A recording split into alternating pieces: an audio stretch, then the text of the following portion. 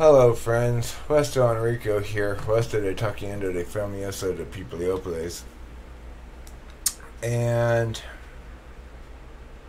it's been a while since I made a video, it's been a while since I've done anything on the channel. And that's because of a couple of reasons. One, I was just kind of feeling burnout.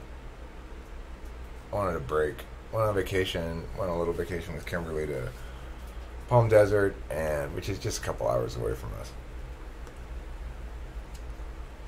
And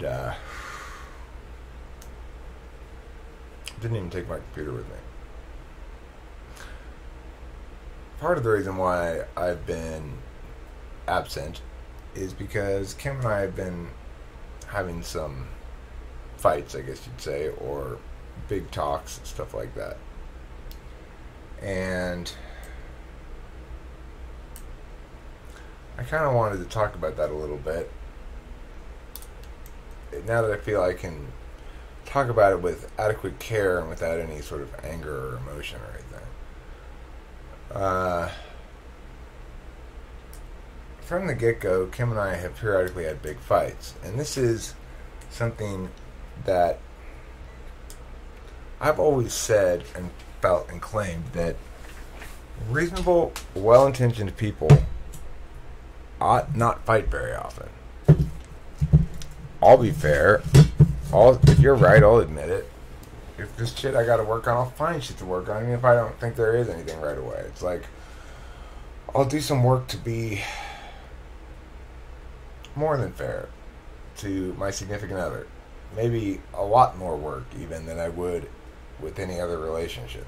And feel comfortable with it. Because I operate as a team person, you know. So it's something that's sort of built into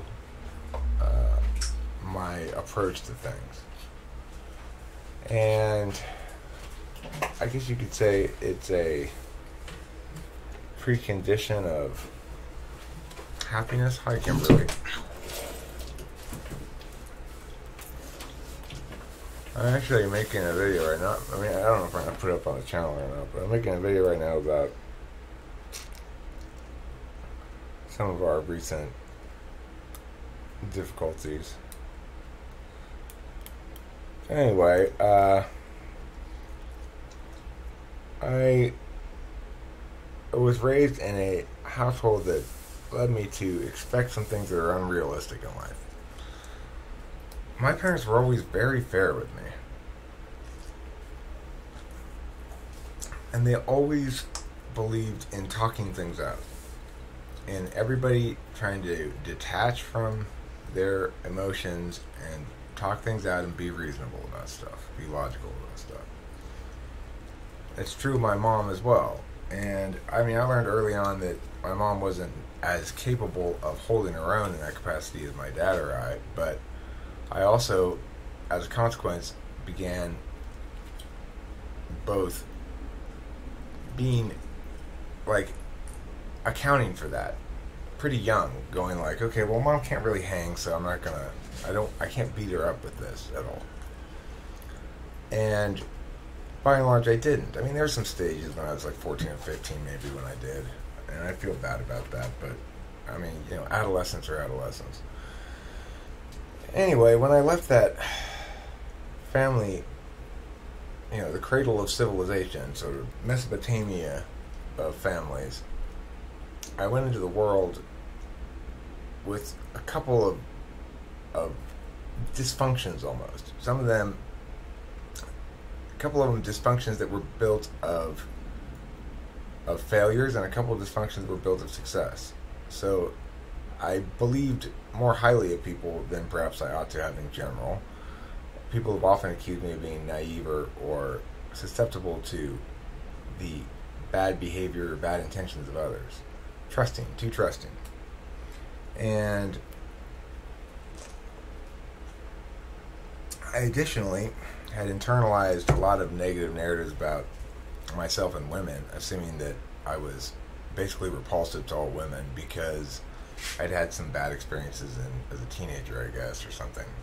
I mean, it was made clear to me that I was excluded from the group deemed reproductively viable, at least when I was in high school. And I had internalized that. That caused me some unnecessary anguish. You know, if you feel in that boat, you don't feel reproductively viable. The anguish is unnecessary. It doesn't mean much ultimately, and not that that's going to be convincing to you, but more importantly, you're wasting your energy. You got infinite number of things you can direct your energy to. Feeling bad about yourself is a stupid waste of time. Oh, you gotta work more? Okay. So, anyway, I emerged into the world with some preconceptions that turned out to be false. And the ones that came of being treated too justly by my parents never really burned me. They never have. When I expect and behave as though others are decent, they 99% of the time live up to how I expect them to be. And the other 1% of the time, if they're actually shady and a risk, I've split well before that can be manifest. Mostly always. And because I can kind of just tell if somebody's really shady and a risk, I don't want to be around. For one thing, they're almost certainly not very ideationally interesting. So that never really burned me. The chick stuff, assuming my value or my viability amongst women to be lower than it actually was, that hurt me a number of occasions. Like, I married my first wife mostly because I wanted to have a kid and assumed that I would do no better than that. That women didn't like me or weren't interested in me, and I just had to accept what I could get. Now, she was, that first wife, reasonably attractive, but damaged. Like, I didn't get it, you know? She was also an FI user, probably an FI Dom, probably an INFP, maybe an ISFP. And it was a nightmare, and I never could understand. I never made any progress in terms of losing my optimism. I couldn't figure out why she wouldn't, like, be reasonable. Why she didn't want to be objective about herself and engage in objective self-criticism. I couldn't get it at all, because I was so stuck in my tool function of TI and accustomed to an upbringing that rewarded successfully using that with goodwill. First wife, she did not really have goodwill, ultimately. She didn't have enough sense of self or character or understanding of individual accountability or something. She ended up cheating on me. Basically because I was like, look, you're going to have to either improve yourself, that is to say, gain a little bit of FE grace, and lose the FI and start using TI, or I'm just not going to be wasting my time spending time with you. We can do husband-wife stuff if need be, and it's like you need to shape up here, basically. But I wasn't going to leave her because that's not what one did. My parents always stayed together after all. Second wife was, by conventional standards, fairly unattractive, and was a good choice. She really had everything I needed in a wife, except, it turned out, NI. As an ESFJ, she was polar NI, and by the end of it, she didn't understand the concept at all of comparing me against the alternative rather than her ideal. So, just because I didn't match her ideal doesn't mean I wasn't the best choice for her. It's something that NI polar doesn't get. But she was undamaged. She had been treated fairly throughout life. She knew how to be fair sometimes, at least, even though it was her fourth slot. I was the one responsible for most of the damage in that relationship with my drinking.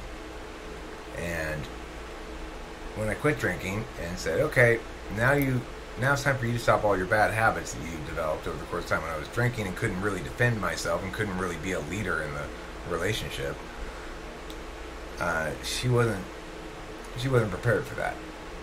She wasn't prepared for sober Eric as soon as Eric quit drinking, because I'm an entirely different beast. I mean, I was very weakened, massively weakened by alcohol, and much less willing or interested or concerned with justice or anything. I wasn't going to fight with people very much. I just sort of go along with shit as long as they didn't bug me about my drinking. Well, once I quit drinking, then, you know, she didn't like the fact that now she was going to be held accountable. Anyway, she bailed. Whatever. It wasn't like I cherished her or anything. It was just she was fine. She filled the role fine. But I still hadn't really learned anything about women. I had gotten 2 wives that were about practicality. One to birth me a child, the second to raise the child primarily, which she did a good job.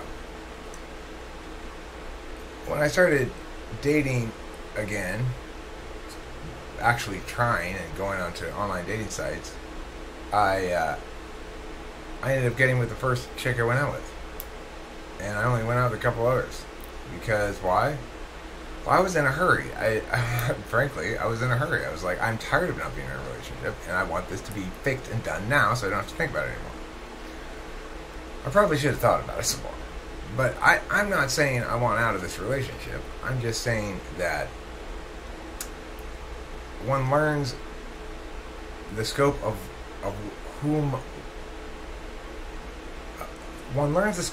one has over time.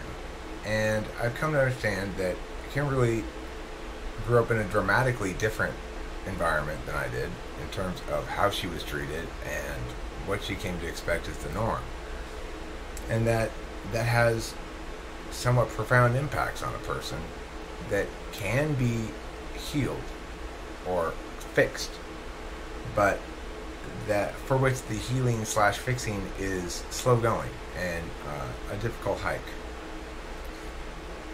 The thing is, if you're somebody who was abused as a child, who couldn't rely on your parents to be fair, who couldn't rely on your parents to be on your side when the chips were down, who didn't necessarily have your interests at heart, and who were more interested in acting out their own shit on you, then it's very difficult for you to trust anybody. And what's one way we can tell that somebody has a lot of trouble trusting? They can't admit they're wrong about things. Now, I try not to be wrong very often. I don't like admitting when I'm wrong. But I can come up with countless examples of me doing so when I am. Especially with Kimberly, because I roll differently with my significant other than I do with the general populace. I am much more generous in my argumentation across the board. I want to be more than fair because I see this as a team thing. Another thing that a person who's experienced a lot of abuse or neglect as a child is going to experience as an adult is difficulty with this team concept. And the idea that both parties will get a sort of like a sense of team contribution, team bonus points for making sacrifices as an individual. And that being on the team means supporting the team even when you don't like the decision the team has made on something or whatever. Like in an actual sport, if you're playing football and you don't like the play calling the coach has done, you still don't sabotage the play, obviously, or that would be being a bad teammate. And so this is something that people who have undergone abuse and neglect as children have a lot of difficulty getting, is the idea that you're on the team and you put the team's interests first, because they weren't treated properly as a teammate when they were children. They never learned it. Or more precisely, they learned the opposite. They learned that you couldn't trust teammates, that you didn't really have a team, that every man was on their own, that, you know, at the end of the day, you know, everybody else will say fuck you and cut you loose at a moment's notice if if it's in their interest. So you just better take care of yourself, and that's all you can do in life. I didn't have that experience at all. And Kimberly had a lot of that experience. And so our conflicts boil down to, well, the words they boil down to are things like me saying, listen to me. You need to hear my words. Be fair. You need to apply the same standards that you apply to yourself to me. I'm a person too. I have feelings too. It's not always all about Kimberly. That sort of, those words that I'm saying there indicate the difficulty that I'm having in general, which is I am somebody who believes very much in that all problems are solved and solvable if we just talk about it enough and reach agreement, and that all reasonable people should reach agreement on any number of possible vectors. They may eventually find an exact spot where they simply can't agree, but then they should be able to define exactly what it is that prevents that agreement. If you're somebody who won't work with me in that process, that's another one I say to her a lot, is I want you to work with me, not against me. If you're somebody who will not work with me in that process, you go, okay, look, Kim, let's admit this. Okay, I agree what you're saying there about point B. I am in fact responsible for point B, and that was my fault, and I'm sorry, and that was my bad. Okay, and she'll say, yeah, well, blah, blah, blah, and attack some more, and I'll go like, okay, Kim, but I still want to get to the next thing. Say, now regarding point C, which is my point about something that I didn't like that you did, and maybe we can talk about that too. She would desperately avoid talking about it. You doing just about anything. This morning, I was trying to get her to say she was wrong about something. At one point during one of our fights, I said, you need to listen and learn some things from me. She said to me, I have nothing to learn from you. You have nothing to teach me. Which is typically her response to things like that.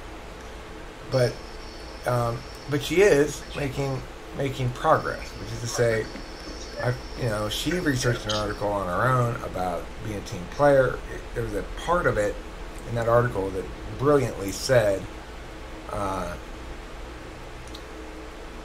if a person enters into a relationship with any basic decency, then they acknowledge they have things to learn from the other party. To the extent they're a team player, they want to learn those things and improve the team. Something like that. I'm paraphrasing. But, so, I tried to say, I said to Kim, okay, look, now this is an example of something, right? We both agree, because she's very convinced by external parties telling her shit. And she's very unconvinced by anything I say. Somebody else can say the exact same thing, and she'll be convinced by it. But if I say it, it's a trap, it's a trick, I'm trying to get her, or I don't even know what it is. I'm like, okay, so when you said that stuff, what were you? When you said that I had nothing to teach you, have nothing to learn from me. I've stressed all along, look, we both have things to learn from each other. I'm actively trying to learn things from you. And I'd like you to permit yourself to learn at least some things from me as well. So when you said that you had nothing to learn from me and I had nothing to teach you, what were you? And it was like pulling teeth to get her. Eventually, she did say wrong in a very angry, spiteful voice after she had sprayed bug spray at these little area flies, which was, as far as I could tell, primarily a way to get me to move so I would stop talking to her. This sort of thing is extremely difficult for me to deal with. Extremely difficult, because it's saying, here's the one way you can be good, Eric, in the world, for sure. You can be fair, and you can talk things through, and you can want a solution.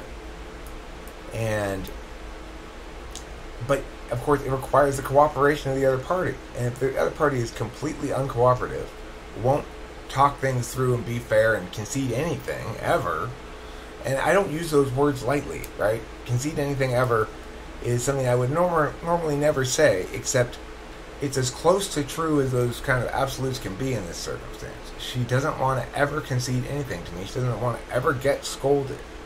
And she wants to bust my balls all the time. She wants to bust balls, but not ever get her own balls busted.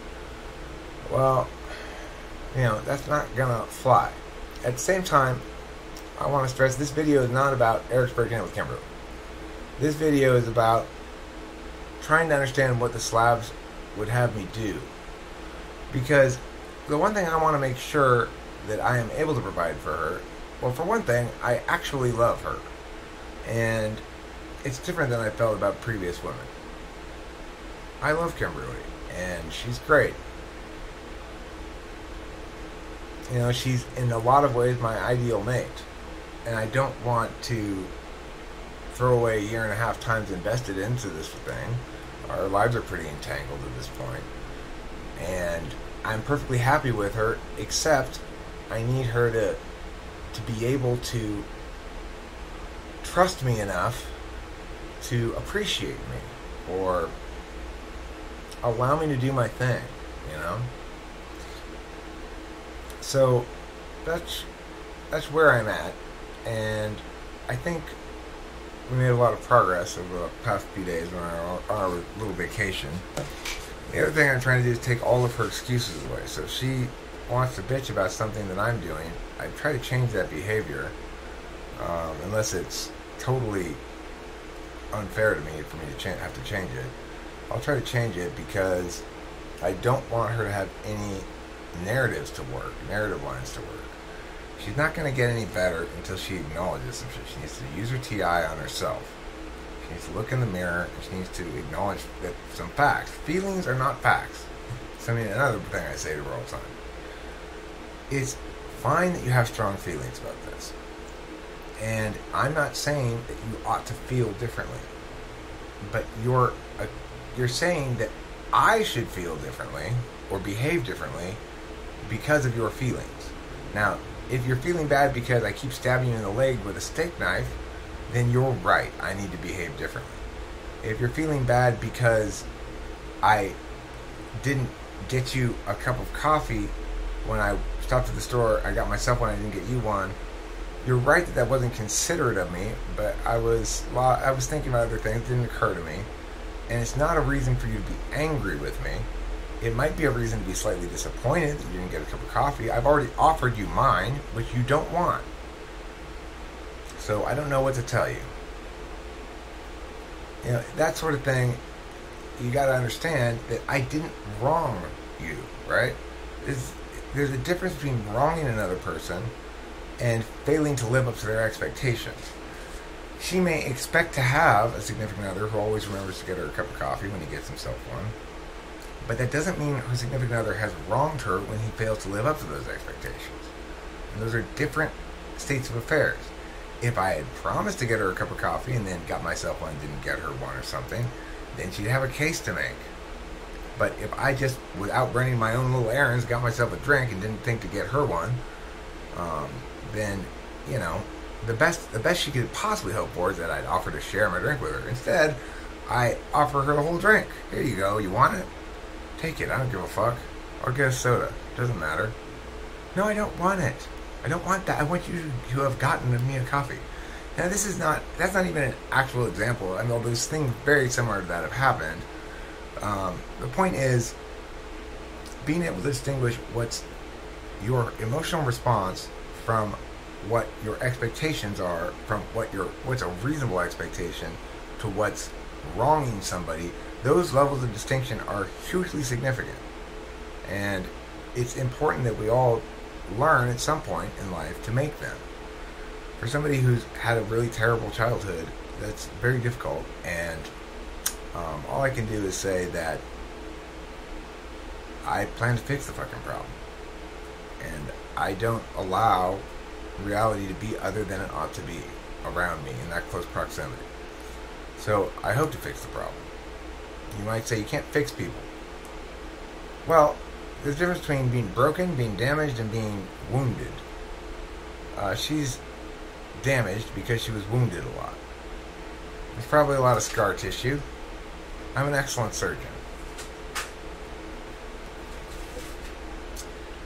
Same time, I also want to say, the TWFP community people, This isn't a he said, she said thing. When she's trying to position it as though I'm doing something wrong, she's misrepresenting things. I'm not saying I'm perfect. I'm just saying if she's really mad at me, the chances are it has nothing to do with whatever it is she says she's mad at me about. It has to do with the fact that something else, or just her damaged understanding of how duties, obligations, and so forth occur between people who are in a relationship and on a team. Does anybody who's in the room, if you guys were listening to all that, have any comments, questions, concerns, complaints, queries, or other verbalizations you wish to make?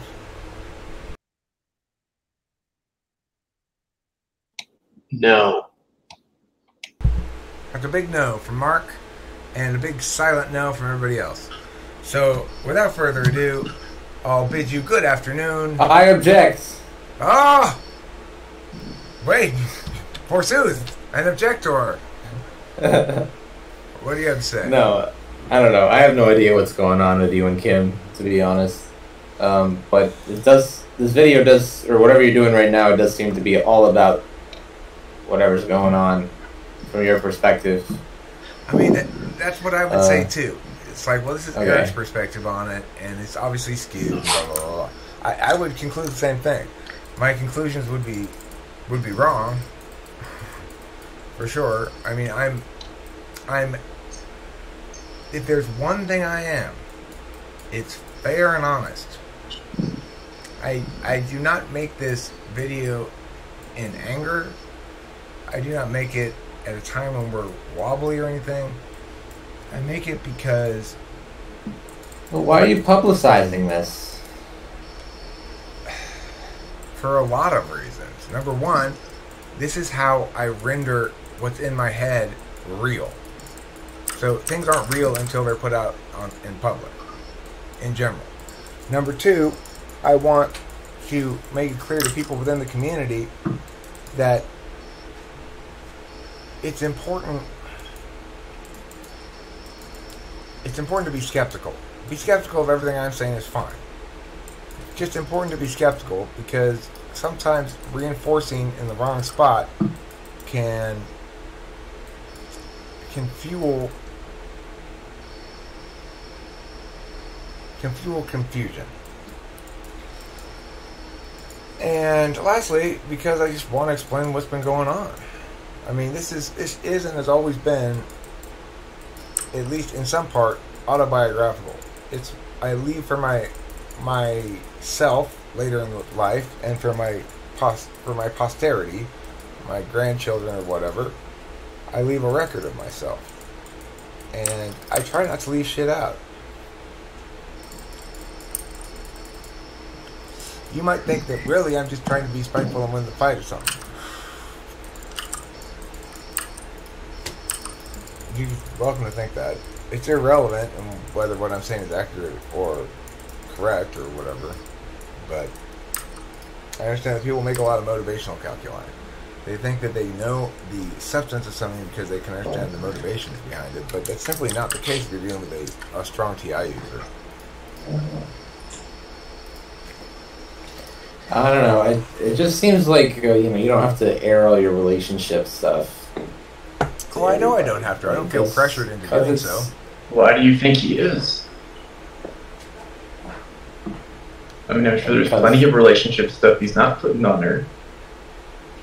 Well, that may be true, but that doesn't change the fact that that's what he's doing. Okay, but why? Is it to win the fight? Well, I don't know why exactly, I guess, but it's your and Kim's relationship, and it seems like you can just go and make a video about your relationship when she might not actually want that to be happening. Like, she doesn't need it discussed in front of other people. I don't know. Every time she's asked me not to talk about something, I've not talked about it. Okay. I mean, I gave you several reasons why I'm making this video. Do you disbelieve them all? Or do you think that they aren't representing the majority reason why? Or what other motivational calculus would you like to see, to feel satisfied that you understood the meaning of what's being said, or how to take what's being said because you understand the motivational calculus? Oh, I'm good, I think. Okay. Anybody else? Matthew, you got any comments?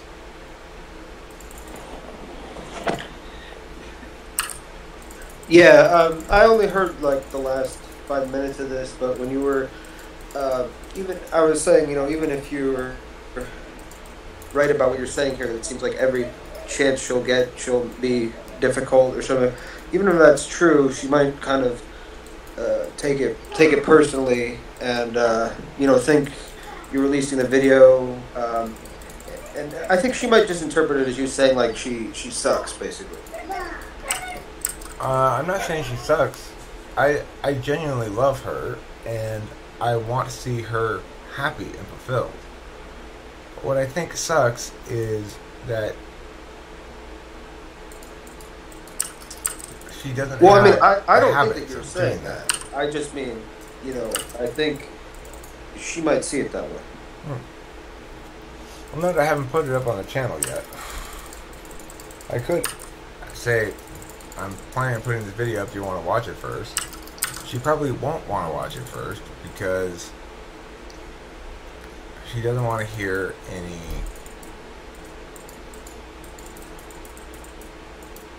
narratives about her accountability troubles. Understandably, she can and should correctly say, well, you're just blaming me, Eric. Well, that's true. I am, to an extent, blaming her for a lot of our conflicts. But the reason is because I am trying to solve them fairly, justly, lovingly, and in a team-oriented fashion. And she's making that ever more difficult. I mean, not ever more difficult. She's avoiding solvency. She's avoiding any kind of solvency. I could offer 10 different possible solutions. She'd avoid them all. And unless the solution is all about what Eric's doing wrong. If it's all entirely about what Eric's doing wrong, then that's fine. But even then, she doesn't deal in what I would consider to be in a healthy fashion with my admissions of wrongdoing. So if I say to her, Kim, you're right about that. I'm sorry. That was my bad. I was wrong. She'll then go and double down, say, ha, you admitted you were wrong. Now I'm going to attack you some more. She doesn't understand that that's a cue to work together, right?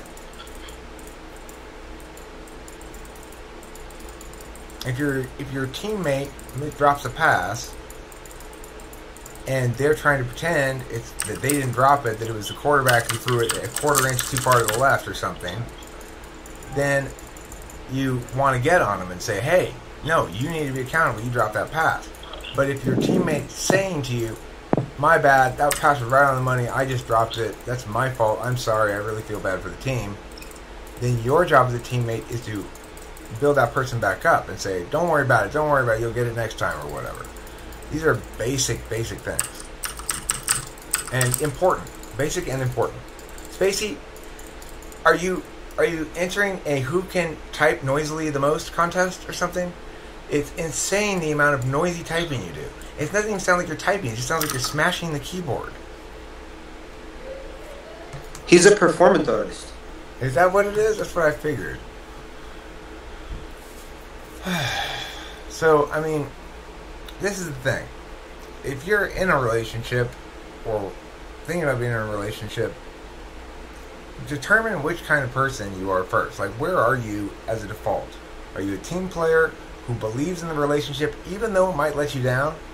Or are you a self-player who doubts the relationship because it might let you down? If you're the latter, you're never going to be in a healthy relationship. However, you can heal. Okay. But do you believe that, are you optimistic about her ability to get better and for Yes. her to meet your needs and for you to meet her needs and to maybe see it her way at times where you might not be inclined to. The seeing it her way problem is not even a problem at all. I see it her way lots of the time. Much of the time. I go out of my way. I bend over backwards to see it her way. Anything that she can point to that has any legitimacy at all, I acknowledge and address.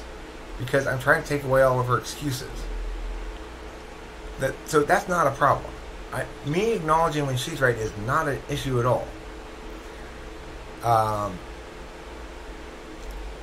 The basic problem is things get framed such that my words don't mean anything anymore.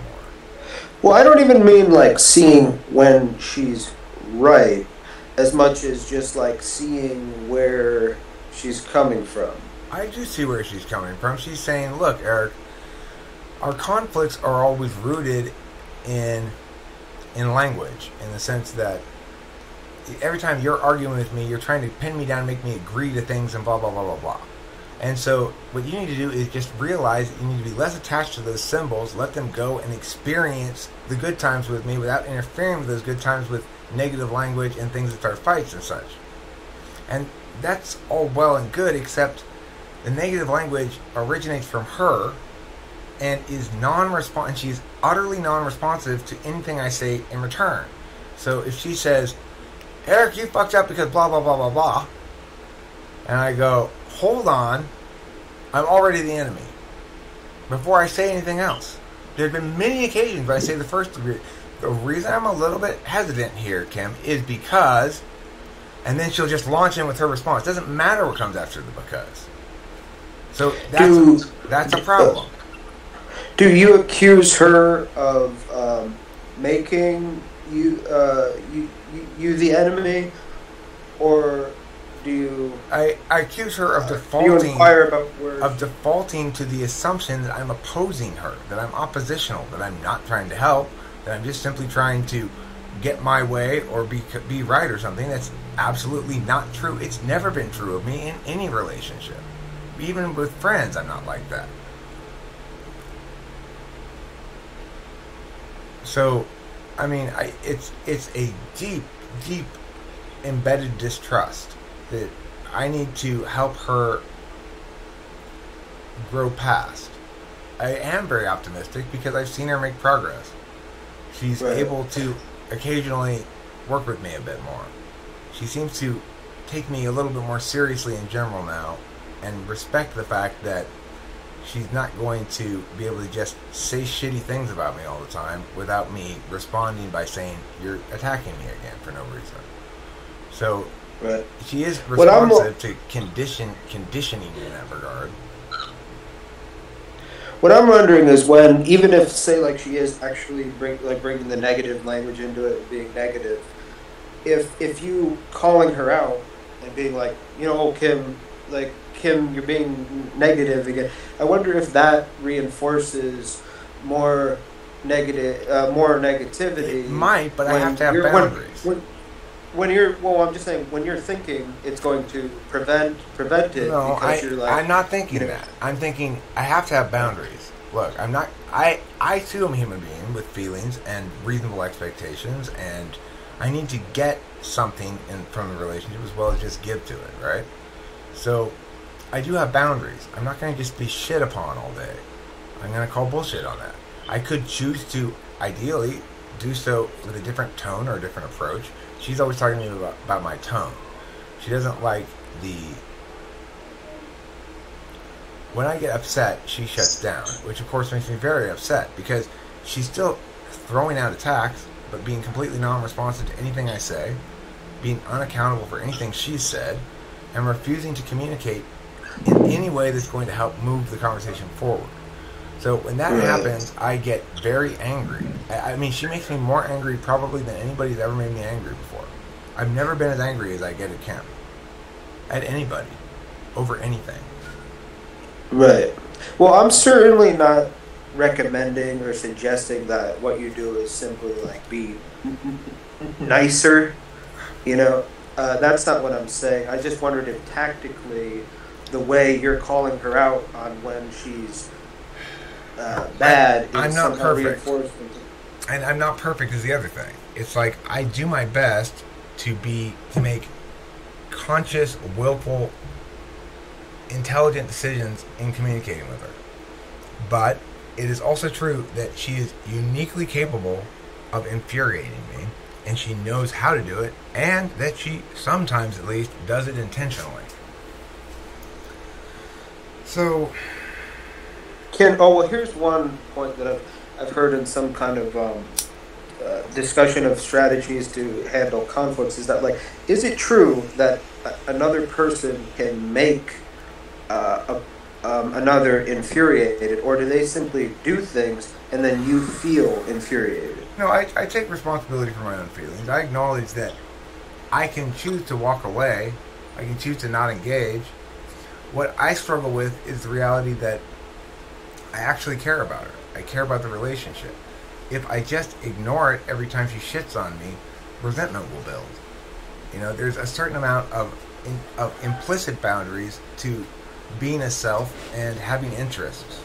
I don't mind giving more than I take from a relationship. What bothers me is this. Look, both parties can either give what they want to give or give what the other person wants to take. And both people can either take what they want to take or they can take what the other person wants to give. Kim wants it the wrong way on both ways. She wants to give what she wants to give and take what she wants to take. Well, okay. There's got to be some equity there. Let me ask you this. When she does something that bothers you, do you think you're more likely to say, Kim, you're infuriating me, or you'd be more likely to say, Kim, when you do such and such, I feel infuriated? I'm more likely to address the thing she says directly.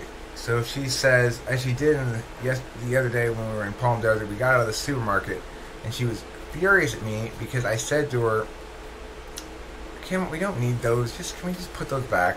And I put them back. These little breads. Now, the thing is, right before that, she had suggested we get some little toast or little cracker things that we can put these cheeses and olives that we got on. And I said, well, here, how about we get these? It was a bag like this big, I don't know, of little breads. And she said, no, that's too many. She took it out of my hand and put it back. And then she said, how about we get these? And she got these two little, like, meat pie things that weren't even just bread as far as I could tell. And they were like 50 cents a piece or something. But it was not what we needed or wanted at all for that, right? That's not what we were looking for. And so I'm like, no, Kim, we don't need those. Just put those back. She got furious at me when we left the supermarket about that. And her thing is, I'm speaking disrespectfully in the store, and other people are looking at us and viewing us as me being some sort of domineering man or pushing her around or something. In no sane person's universe did anything like that happen in the store. I mean, it went down like I just said. I said, how about we get this? She said, no, that's too many. She's like, how about we get these? I'm like, no, we don't need those. That's not what we're looking for. And that was it. But the way she's positioning it in her head, because it made her feel as though I had embarrassed her in the store, I did embarrass her in the store. Now, my way to respond to that is going to be, okay, Kim, but let's look back at what actually happened. And she will immediately shut down. She doesn't like that line of reasoning, what actually happened. Because we have that to access, but she wasn't listening to the words that were being said at any point anyway. She only listens to my tone. If my tone's not right, then I must have said something awful. What if instead you went further, like, down the... this is only a hypothetical, by the way, and I'm not saying you should have, I'm just, like, suggesting, you know, and as a thought thing, you know. What if you had instead went down the line of thinking of, like, you know, exactly how were you feeling in the store when without conceding or without saying, you know, Kim, you were right, or without implying anything that, like, you were wrong and Kim was right in the instance, but just simply go further down the line of, like, you know, how did you feel in that store when I did this, or when, and what were you, and without saying, I'll try without it. any implication that It's a would good make idea. her more right. It's a good idea. I appreciate that. It's a good idea. I'll try it. It's not something I've tried before. I don't know how to deal with those answers though. So if I say to her, okay, well, tell me more about how you felt in the store when I put those little breads back. And she says, well, I felt awful. I mean, you were embarrassing me. You were blah, blah, blah, blah, blah. You make me look like a fool. Everybody's looking at us. Nobody was looking at us at all. There wasn't anybody even near us. I mean, what am I supposed to do with those answers then?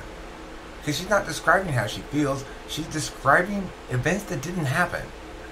Well, here's one possibility, is that she could describe what she would have preferred that you do, like in the future, without any accusatory language when commenting on what you did in the past. I mean, here's and the then thing you could about simply, that. well, hold on, let me just finish this, and then you could, and then when she recommends, like, or asks, in a similar situation, would I would like you to do this, then you could say, well, I do that. I've adjusted dramatically on this exact point. When we listen to me. When we first started going out, she might have had a legitimate complaint about that sort of stuff. I didn't know she was super sensitive about it.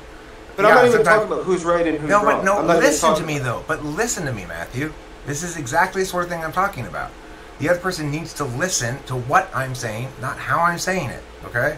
So what I'm saying is, she has said in the past, I don't like when you do this. So I have stopped doing those things, one after another. It was true originally she might have had a legitimate case. If you accept like people being kind of super sensitive about it, she might have had a legitimate case that I spoke kind of bossily towards her in the store sometimes. I have ceased doing that. Instead, when I'm getting breathless, I don't say, let's go, Kim. She fucking hates that. So I simply curb my own wishes and say, I'm going outside to smoke a cigarette.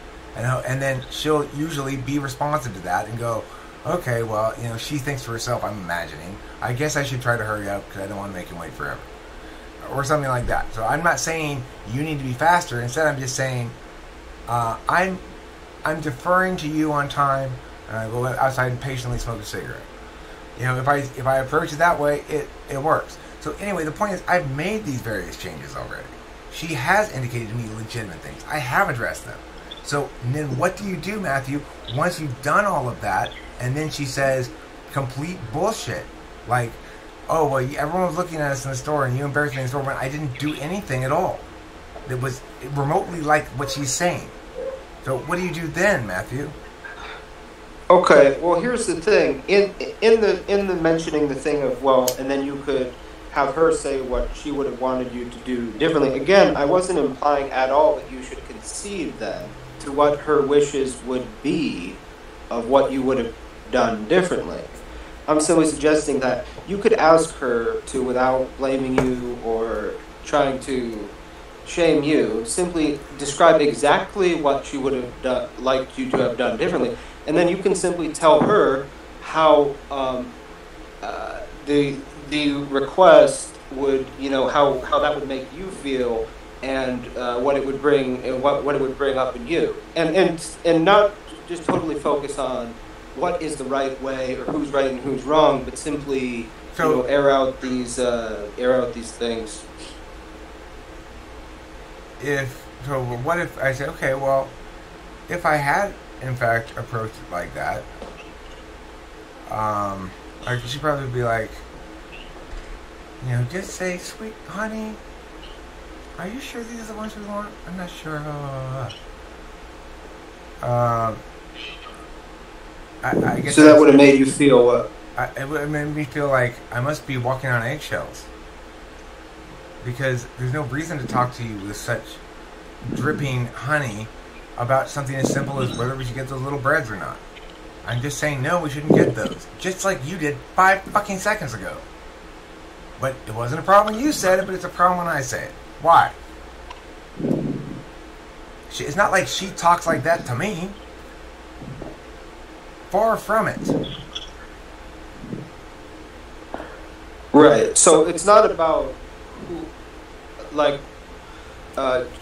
I guess with this line of thinking that I'm going through, it's the idea that it's not primarily about who is in the right and who is in the wrong, but how can we both hear each other properly? No, I hear her fine. You're not hearing me. I hear her fine. She has a disability in hearing me. That's what I'm saying here. It doesn't matter that it's a he said, she said kind of thing. It doesn't matter that almost all the time it's both parties' fault, blah, blah, blah, blah.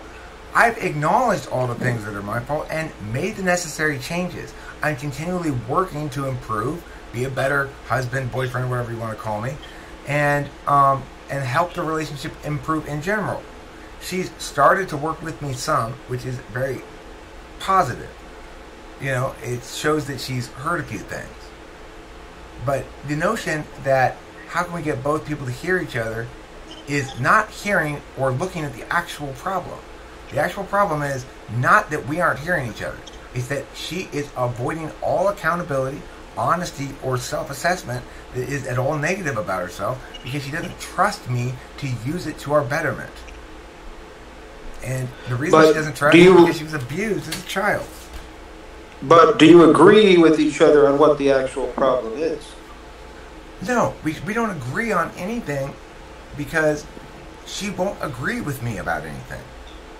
It's like a phobia. It's pathological.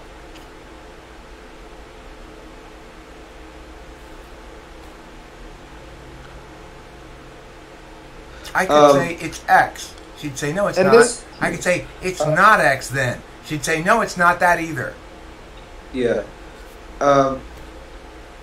This isn't a accusation against you either, but from what I'm made aware, one of the things that helps in like creating dialogues is getting away from like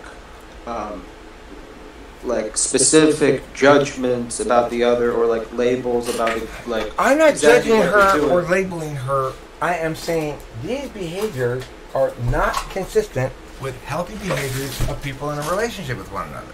Your behavior specifically, and you need to change them. That's it. I mean, it's as simple as that. It's not any more complicated than that. Sometimes it's as simple as that. The truth first. It's like Dr. Phil said, no healing can begin until the person, well, what do they got to do? You've got to face the truth.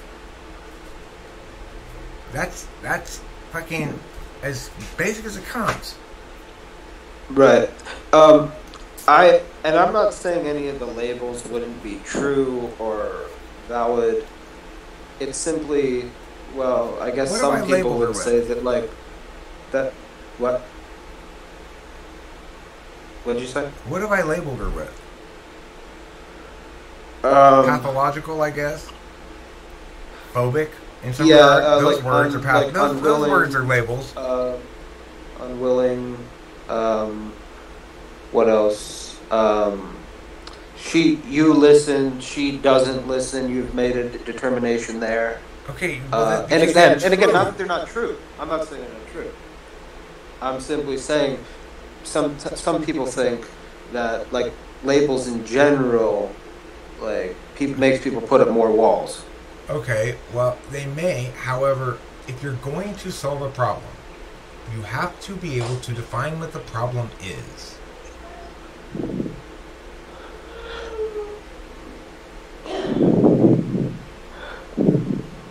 Well, that does seem true. Maybe the answer lies in like some kind of balance between,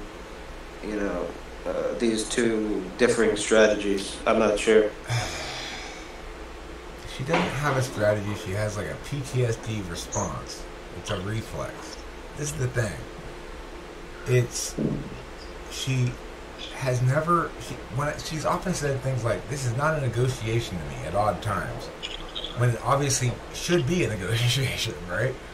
She doesn't trust other people to negotiate with her in a way that's fair to her or in her interest. She assumes they're going to take advantage of her. And but that's it. But that is sorry. That is technically another judgment or point of view that it should be a negotiation. like, I'm not saying that that's not true either. I'm just simply saying that is, like, does seem to be some kind of. Well, it's a prerequisite to being a good teammate. Being a teammate in a relationship is a prerequisite to being in a relationship, as far as I'm concerned. So, in that regard, is it a judgment? Yeah, it's a definitional boundary. It says a healthy relationship is distinct from an unhealthy one. And healthy ones necessitate some basics, some prerequisites, right? That both people are good teammates, that they want what's best for the relationship and want to be in the relationship. The thing is, if you're this distrusting, it's like you never even get to that question. You assume the other person's gonna pull the rug out from underneath you, or move the football away. I keep ensuring Kimberly that. Here's the thing, I'm aware of the scope of my significance to her well-being, much more so than she is, and so I'm absolutely not going to abandon her, because I'm convinced that to do so would kill her, basically, within 10 years or so. I'm the first person who really has loved her properly, who knows what it means to be committed, who knows what it means to be all in, and who knows what it means to be a teammate, and who's abundantly fair, abundantly reasonable, and wants the best for everything, and promises to, and will fulfill that promise, provided she can just work with me a little bit, be there for her and take care of her. So she needs to accept that and appreciate it, and that's not asking much. So I don't know. Do you think it possibly could be like creating a sense of pressure for her, that there's like all these ways that she like should be feeling? And again, I'm not saying she shouldn't be feeling. I'm not interested in her feelings. I'm interested in her behavior. I'm not asking her to change her feelings. I'm saying you can feel however you want. Your feelings are valid. Yet you cannot treat me like this. Okay. Well, I guess that's all I got for now, but maybe somebody else. You did it was a valiant effort, Matthew. It was a valiant effort. I commend you for your eloquence, your strength. I was more just kind of going down like one line of like way of looking at that. I've heard like there's some stuff called like nonviolent communication. Have you ever heard of that? Like, you ever heard of that? Like, it's like a whole, like the people who follow it, they have a certain way of talking. It sounds like avoiding right and wrong. Listen, nobody's right, nobody's wrong. Yeah, have you heard that thing? That sounds like Satan. Yeah, no, I'm not saying, and I'm definitely not saying that the way that they do it or is the way to do it and that they have all the answers. I was simply like taking some things from that and trying to see. I will not play any cards from Satan's hand. Okay, I want nothing to do with Satan in his evil ways. Yeah, I'm gonna go. Maybe somebody else will have something. Other people should chime in. I feel like. You know that old saying from the "They Might Be Giants" song: "You can't shake the devil's hand and say you're only kidding." It may have been a saying before "They Might Be Giants" put it in their song. I think it was, but that's how I know of the saying. Have anybody heard of the saying outside of "They Might Be Giants"? No takers? I don't know if this video is going to go up or not. Probably not.